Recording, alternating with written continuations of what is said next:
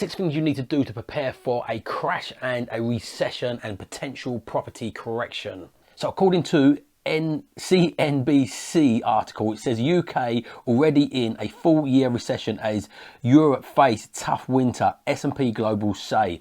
This article also goes on to say it predicts that the UK is already in the throes of a moderate 4-quarter recession that started in the second quarter as households face inflation run at 10% and expected to rise even further over the winter. So there's loads of talk about recession. I think the writing's pretty much on the wall. Liz Truss and the new government come out with their new policy, and headlines in The Guardian are saying how Liz Truss plunged the UK onto the brink of recession in just 1 month. And you can watch a video on that here. I'm not going to go too much into that side of it and the effect it could have like on the pound and what it's done.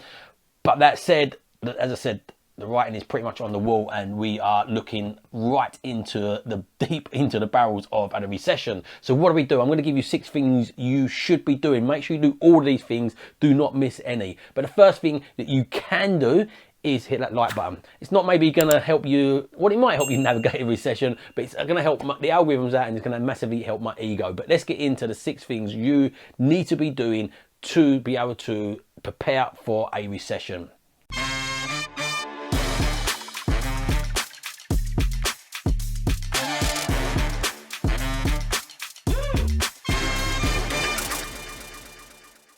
So the first thing you need to be doing, really, really important, is have a bit of a contingency. Everybody bases their investment strategies off of when things are going well. What's investing for the long term, building wealth for the long term, running businesses for a long term means surviving some down times and just making sure you've got enough to get through these tough times to come out the other side. People that operate through the downturn will come out as a winner without a shadow of a doubt. If you operate, survive, you will ultimately thrive at the back end of that. But one of the ways you do survive is having that contingency. You want 3 to 6 months. You don't want too much money in the cash.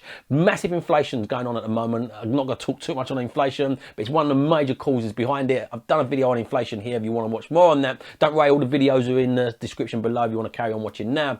But massive inflation is going to be eating your money away. There's no ifs or buts about it. If you leave your money sat in the bank, you're losing 10%. So for example, if you've got 10k in the bank, in 1 year's time, as inflation stands of today of recording this, that is going to be worth £3,000 less. So if you want to lose money, leave a large chunk of money in the bank, but you do need to leave a contingency in there. So you don't want to leave a large chunk in there, but you do want to leave a contingency in there. Make sure you watch on, because we're going to suggest where you can be placing this money on the further suggestions. But 3 to 6 months should be enough, depending on the size of your outgoings and on the nature of your business. So if your business is a little bit more volatile, you might want a little bit more. Like if you're in SA or something like that and it could be really volatile, maybe a little bit more. But if you've got steady income coming from social housing sort of style properties, or from properties that can be covered by housing benefits, like I talked about with protecting the downside, then ultimately you might have a 3 month contingency. But that's down to you to choose, but have some sort of contingency there.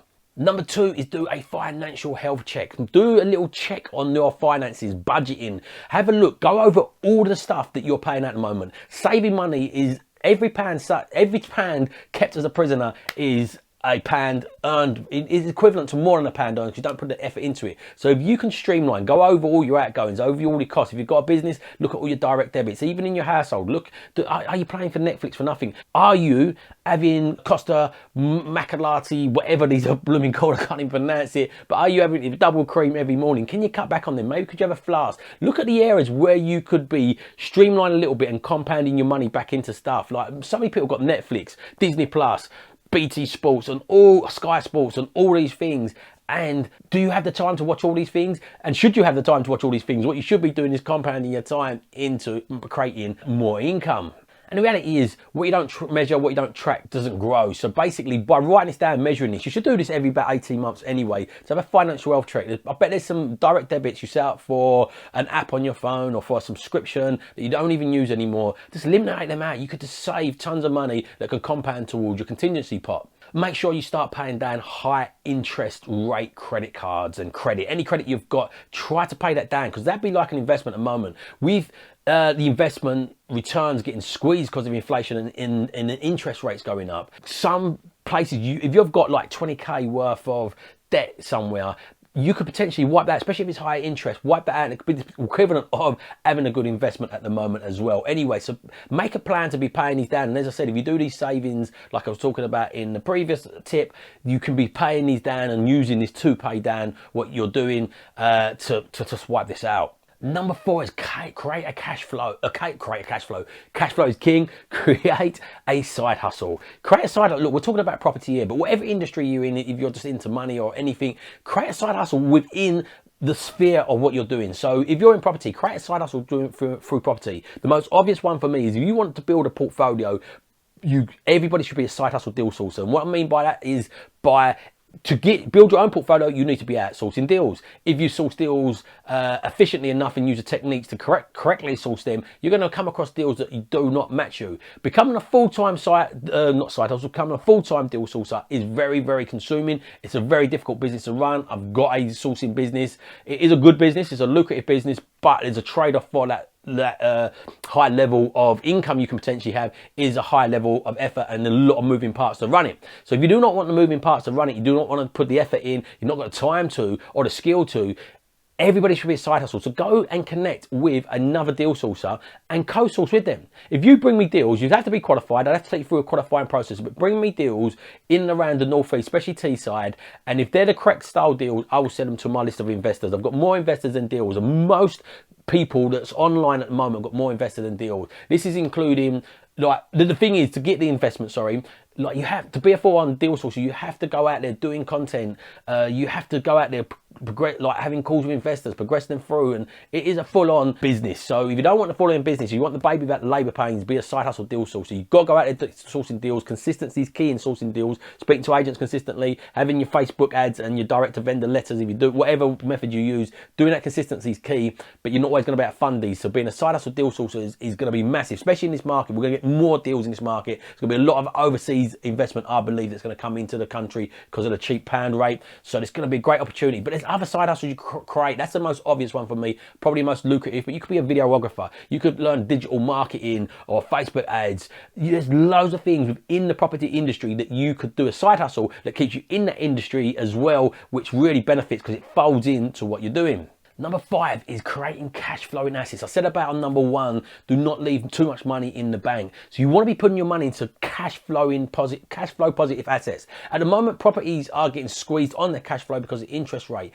But even, look, say for example, typical properties I buy without the BRR strategy. The BRR strategy is going to be more difficult in this climate because the banks are going to be a bit wary about lending. But just say you put your money straight into a property. A lot of properties I buy in the North East give you about 8, 9, 10, 11, 12, 13%, up to between 8 and probably about 14% return on your capital employed without any BRR. So let's say you can get 8, the worst end of the side of that, you get a lower version of that, you get 8 and inflation's at 10. Your money, if you leave it's going to take, let's say it takes you typically 30k to get an 8% return on your capital. You leave that money, or let's say 20k, it's be just over 20k in between, but let's make it easy math. Say 20k, you leave that money in the bank. In 1 year's time, as inflation stands, as it stands today, you're going to lose 4k, leaving 20k in the bank. You put that 20k into an asset that gives you 8%. Maybe you're going to, instead of earning 250, 300 pound a month cash flow from that, you might be earning 180 a month. It's a lot less than it was before. But what would you prefer to earn? Would you prefer to earn 180 pound a month? What is that over a year? So would you prefer to earn just over £2,000 in a year, or would you prefer to lose £4,000 in a year? So don't, like, as I said, riding out recessions is about protecting your wealth and making sure you ride through these tougher times. If you buy property consistently in this market now, when we bounce out the other side, look at all the previous recessions we've had, when we bounce out the other side, you are going to be sat in a really, really, really strong position if you buy the right style properties. Obviously, you've got to protect for the downside. I'm not going to explain that in this video here because I've done videos on that here about how to cash in on a crash and how to build an all-weather portfolio. But you buy the right style property. So if you use saving the money you're saving, if you use your side hustles to save up a bit more money, potentially like attract investment and buy assets through this, you are definitely going to win if you buy the right style assets that are protected for the downside. And number 6 is educate yourself. Make sure you educate yourself. Keep up to date what's going on. Things are changing rapidly. Look, if you asked me a month ago, do I think the property market is going to crash? My answer would have been, I think it's just going to cool off. You asked me last week, or just over a week ago when Liz Truss and Kwasi Kwarteng, I can't help it, every time I think that name I feel like saying Kwarteng, but if you asked me just after they brought out their mini budget, then I'm like, okay, the odds have just massively increased. You do not know the responses to what politicians and what policymakers and fiscal stimulus and policies and monetary policies are going to do, the effects are going to have on the market. That had a really negative effect. They're already making a bit of a U-turn with the 45p tax. They're abolishing that, and they're doing a U-turn on that, which is a bit politically bad. But again, it would have been politically bad if they didn't do anything, politically bad if they did do stuff. So you don't know what the response is going to be. You don't know how they're going to keep on responding to this. But as it stands, even with that U-turn, I still think the probability of being a bit more of a deeper, not a massive crash. I still don't think there's going to be a massive correction in crashing property, but I still feel the correction could be a bit more deeper than it was prior to that mini budget. But then they could do a few more policy changes and it could then put the odds right up. The war could escalate even more. Taiwan and China could escalate even more. You just don't know what's going to go on the outside. So you've got to bring in your decisions based on solid fundamentals. So make sure you educate yourself, keep up to date what's going on in the market, educate yourself on the best strategies, educate yourself. Like you could do this for free, but nothing is for free, by the way. People say, oh, why would you go and pay for a mentor? I always get mentors and coach pay for my education, because what it does is it speeds it up. So you're going to pay one in two ways. You're going to pay with money to speed it up, or you're going to pay with time to slow it down. Time you can never get back. Time is your biggest asset. I read 50 Cent's book and he said, look, I bought the most opulent mansions, I bought big gold chains, watches, cars. He said the most expensive thing I've ever spent is time. And it is time. So you could do it both ways. But if you're short on money, subscribe to this channel. As I said, make sure you hit that bell icon and hit the thumbs up and the notification to know that we're going to be doing videos. Make sure you educate yourself. Join me on my free workshop. I'm going to do an emergency workshop based on how to invest in a recession. So we go deep dive with slides on that.